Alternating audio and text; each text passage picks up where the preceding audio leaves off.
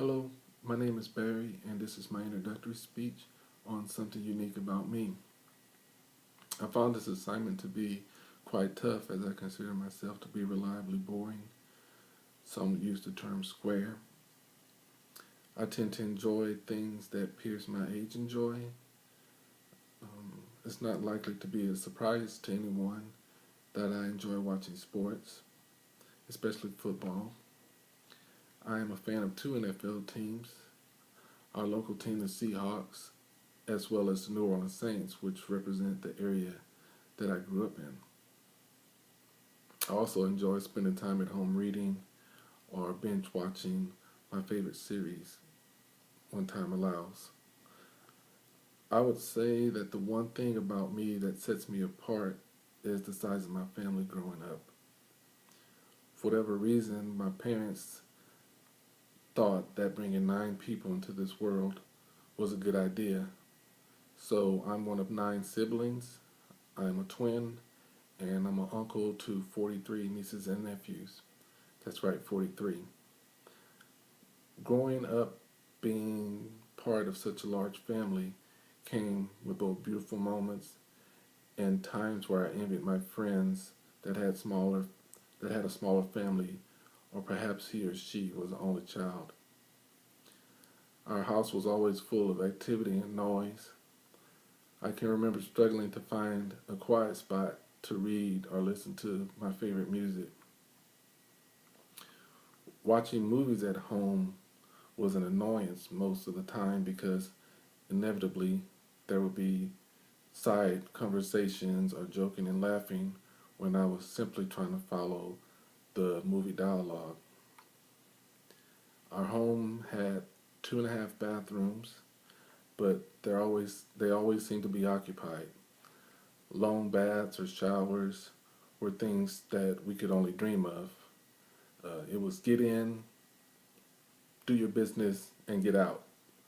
Um, I have 2 brothers, both older and with enough difference in age that I didn't have to worry much about hand-me-down clothes. But my parents weren't bringing home piles of money, so my wardrobe was less than desirable. I remember when I was old enough to care about what I was wearing, I started doing odd jobs in my neighborhood, like cutting grass or raking leaves, um, or washing cars to supplement my parents' budget for my clothes and shoes. Surprisingly, for a young kid, I usually had money of my own, being the young entrepreneur that I was. Um, as I mentioned earlier, there are also beautiful memories. Uh, though they were not extravagant, my parents always provided a cake and a small gift for us on birthdays. Thanksgiving and Christmas wasn't about buying expensive gifts, but rather the true meaning of the holidays that surely included delicious family dinners, as both of my parents knew their way around the kitchen. I think I missed that most. Um, we were able to do the occasional summer trip to the beach or to a theme park or to visit family out of state. Those things all seem pretty typical, but I can assure you that 2 parents with 9 kids in tow was anything but typical. In my late teens, my older siblings started to move out and start families of their own. So what started out as a family of 11 turned into 12 and 13 and 14 and 15 and so on and so on. Today, from my 8 siblings, I have 43 nieces and nephews. Can you imagine what our family reunions look like? After accounting for my grandmother, my aunts, uncles, and numerous cousins, we're easily talking a couple hundred people.